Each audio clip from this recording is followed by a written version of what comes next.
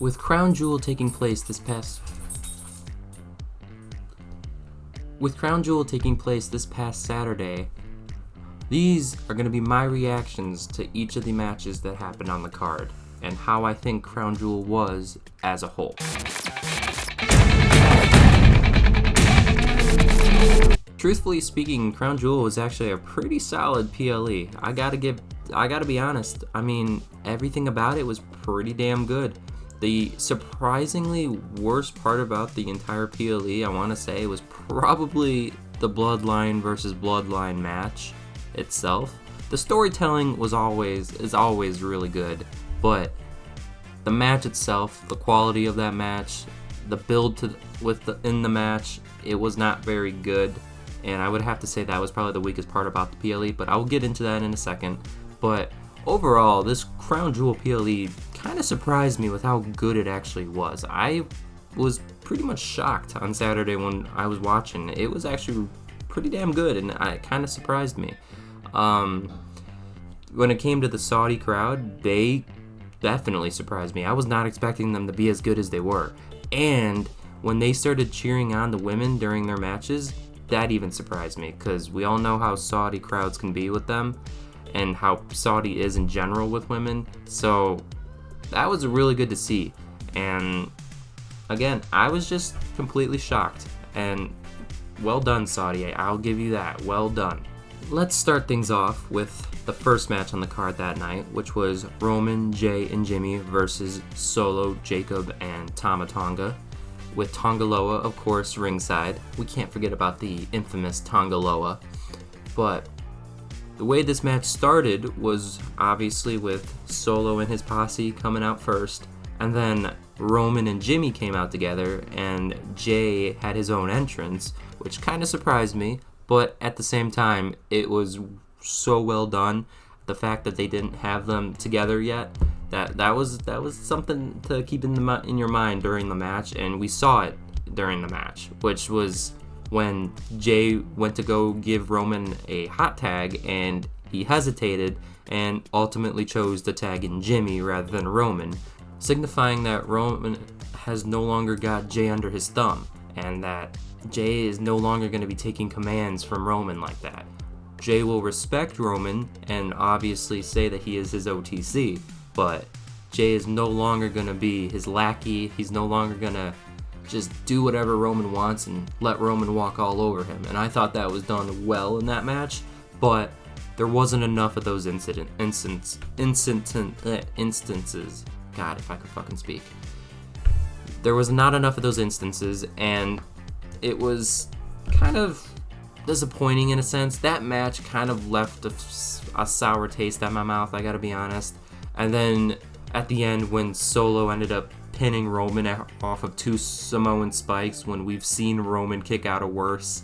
At the end of the match, after the match, I should say, when Sami Zayn came out to help Jay, he cleared that up this past Monday night, saying that he only came out to help Jay. But when he came out, and then the four of them cornered Solo in the middle of the ring, and Roman and Sami both went for Solo at the same time, and Sami ended up haluva kicking Roman in the face and making Jimmy and Jay think or wonder if Sami did that on purpose or if that was an accident. And Jay wanted Sami to clarify that this past Monday Night Raw, which he never actually ended up answering that question. But then again, Sami did have a valid point where he's not being put on trial again. So the storytelling is always at a premium when it comes to the Bloodline stuff, but you would also expect the matches to be pretty good. But I saw a report saying that this basically was kind of a dark match outside of Jacob Fatu, who was treating it like a PLE. Everyone else, on the other hand, was treating it like a dark match. And I gotta be honest, that is kind of the vibes I got. That really was what I saw. But overall, I didn't think the match was terrible, but I thought it could be better for what it was. You know, it was going to be Bloodline versus Bloodline. That match should be very good. Not very well, but it should be very good, and truthfully, it was not that good. And it was more the storytelling that's carried that match, and the storytelling itself wasn't even that good. It was alright. But truthfully, with a match involving Roman, you would expect it to be better, and it really wasn't. Now moving on to the women's tag title Fatal 4-Way match. This match, surprisingly, was actually pretty damn good. I was considering it my quote-unquote bathroom break during the entire PLE, but God, it was better than the match before it, which was the Bloodline versus Bloodline match. That match was so much better. The in-ring work was better, and that's kind of what we come to watch. We don't come to watch them just tell stories the entire time. We also want to see some good in-ring work, and that's what we got with these 4 teams. I mean, they did an amazing job, and to be honest, I kind of was calling for a new for the new champions, and it being Piper and Chelsea, but I get why they didn't pull that trigger just yet. They're trying to build the breakup between Jade and Bianca while they still have the titles, which will be interesting to see. They're already planting those seeds of a Bianca heel turn. They planted those last night when Liv was talking to Jade about Bianca stabbing her in the back. But yeah, this match, it was pretty good for what we got, you know, and I think it actually had a solid amount of time on the card. I think it was like 15 minutes, about the same amount of time that the other one had, but it felt like it was longer. It felt like it had more time, and it was just because there was so much action happening with those 4 teams. And again, they did a really, really good job at giving us a match that technically wasn't even supposed to be on the card. It was covering up for Rhea and Raquel that was supposed to be on the card, but that ended up not happening for obvious reasons. So they basically had to come up with a lot of that stuff on the fly, and I thought they did a really, really good job at just making that match entertaining for the Saudi fans, and they even were getting chants and cheers, which that was amazing to see considering how Saudi Arabia really is with their women. Moving on to, in my opinion, one of, if not the best match on the entire card that night. It's either first or second for me, in Seth Rollins versus Bronson Reed. This match, I thought, did a really, really, really good job at building up Bronson Reed. Oh my God, Seth has made him look so damn good the last few weeks, and this is so good for him. Even though Bronson Reed lost, he is still a massive threat, and people still need to take him seriously. I mean, I was saying this to a few people. I understand why Seth won. Bronson Reed hasn't really proven himself just yet to be able to be that guy to take down someone like a Seth Rollins, so it made sense for Seth to win that match. But they kept the feud going this past Monday night when Bronson Reed came out and basically cost Seth his chance at the world title. That was so well done. I mean, that match was phenomenal. That match was so damn good because it was brutal, and it did such a good job building up Bronson Reed as somebody who just can't be put down. I mean, it took him about 3 or 4 curb stomps to actually put Bronson Reed down, and one of them was on a steel step, and the other one was a mega stomp from the top rope. Like, that is just good stuff, showing how Bronson Reed can't stay down. And then after the match, when Seth was on the outside of the ring walking back up the ramp, he turned around and saw Bronson Reed was already standing tall with this big red gash above his head and just blood pouring down his cheek. I thought that was awesome. It showed him as this big, just guy that just won't go down, and I loved that about him. I mean, I've been calling for a Bronson Reed push now, and they're finally seemingly doing something with him, and that's really good to see. So I would love what comes in the future. As Seth was saying, distant future, and Michael Cole even said it, it's not so distant anymore. That is probably going to be a Survivor Series War Games match as well. Now on to the Liv Morgan versus Nia Jax Crown Jewel Championship match, champion versus champion. I thought this match was actually not very good. Putting it blunt. I didn't think this match was all that good, I'm going to be honest. I mean, there was good parts about the match, but it just felt like a short match, and then at the end they kind of had a cheap way of having someone win. Obviously, Liv won with help, and people were saying that was a problem and Dom should never have helped her because he's a guy and they're in Saudi Arabia. I don't buy that. I think that was fine because obviously that's just who they are. They're heels. You can't just change your show because of where you're in or what place you're in. Yes, you got to change it a little bit, but you got to remember it's still your show and they're paying for you to be there, so you got to run your show the way you want it to be run. And if you want Dom to be the one to help her, by all means, let it happen, okay? And my complaint is the fact that this match was kind of just like the other one, the Bloodline one, but instead of it having storytelling, it had little match.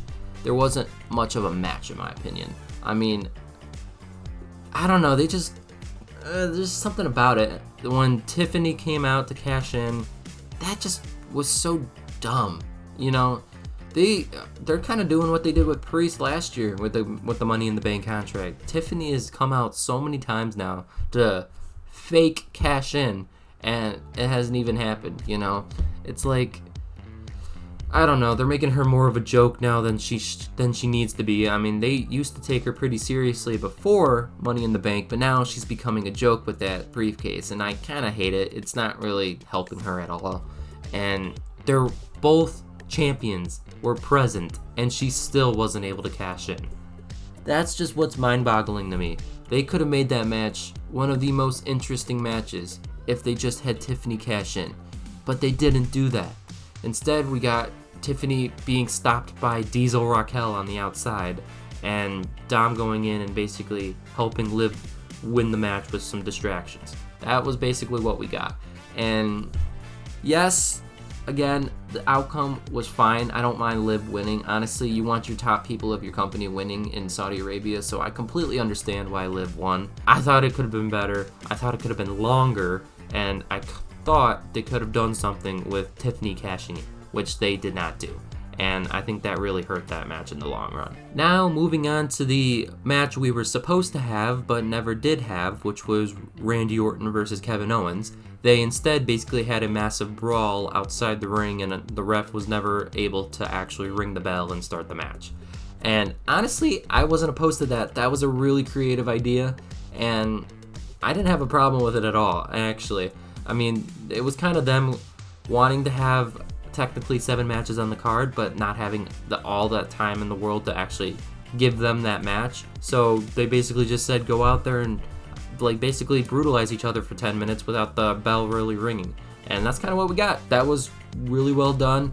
Kevin Owens came out looking like the threat that he needed to look like, and I've been calling for that. I'm so glad we finally got that, and what we got was a serious, dangerous Kevin Owens, which really, really will help him in the long run because he's been needing something, and they finally done something to make him look like a valid and dangerous threat. And the fact that he looks a little unhinged, but at the same time he seems calculated, that's what makes him dangerous, and I freaking love that. They're making him out to be this super dangerous threat, and Randy's taking him lightly and basically got stretchered out of the arena that night. That was awesome. And people will complain that should have been a match, blah, blah, blah, blah, blah. We still got the outcome we wanted, and that was Kevin Owens standing tall. That was all I really wanted, and we got that. We didn't need a complete match for that, but we needed a way to show Kevin Owens being dangerous, and we got that. And I'm so happy about that. And honestly, that might be Cody Rhodes' next feud, is Cody Rhodes trying to help Randy Orton against Kevin Owens, or, you know, go after Kevin Owens for what he did to Randy Orton. But unfortunately, it's like whenever the title's involved in these matches, you feel like Cody's just gonna win because Cody's their golden child right now. He's like their poster boy. They don't want to take the title away from him right now. And understandably so, but it gets annoying because it's like, it feels like that title's untouchable right now, and whoever he goes against, we all know he's gonna lose, and that's where I have the problem, but it's okay. And again, I thought this match that was supposed to be, I thought it did a really good job at just doing what it was supposed to do and making Kevin Owens look like a threat. Now onto my other match that I would consider the best or one of the best on the card, in Andrade, Carmelo Hayes, and LA Knight for the US title. I thought this match was one of the best in-ring matches that entire night. It competes really strongly against Seth Rollins and Bronson Reed. I ultimately give the edge to this match. I thought this match did so damn good at showing a rivalry between the three of them that have been going on for a few months now. And it was initially between Andrade and Carmelo Hayes, and then all of a sudden LA Knight got his head into that picture, and it just gave them so much more ammunition and fuel. Because you have somebody who can work the mic so well in LA Knight. Carmelo Hayes isn't that bad. Andrade needs work, but it did such a good job at just giving the fans something to cheer about, something to entertain them, and we saw that. That match might have had the most time on the card out of all the matches, outside of the Cody and Gunther match. And rightfully so, that match did so good. That match probably had like 25 minutes on the card or something like that. That's what it felt like. It could have had less. It could be 20 minutes. I don't know, something like that. But it felt like a longer match, but it didn't at the same time because there was just so much action happening. Now on to the final match on the card, which was Cody Rhodes versus Gunther for the Crown Jewel Championship, champion versus champion. And I thought this match was pretty solid. I didn't see anything wrong with it. I thought it did a really good job at showing two really, really good champions just going at it hardcore. And it almost looks like they're trying to do a Gunther face turn, and I really don't want to see that. Gunther is so much better as a heel. Don't start turning him face. We don't need to see that. That's past Monday Night Raw. We saw something where we had an interview with him and Kaiser and basically shut Kaiser down for trying to defend him. And I didn't like that at all because we don't want to see Gunther as a heel or as a face. We want to see him as a heel. But either way, I thought it was a really clever way of having Gunther still look really strong without him basically taking a knockout from Cody Rhodes. He just got outsmarted in the heat of the moment. That's all that was. I thought it was so well done. Gunther didn't get knocked out, as I said. He didn't take a crossroads to basically just get pinned or anything like that.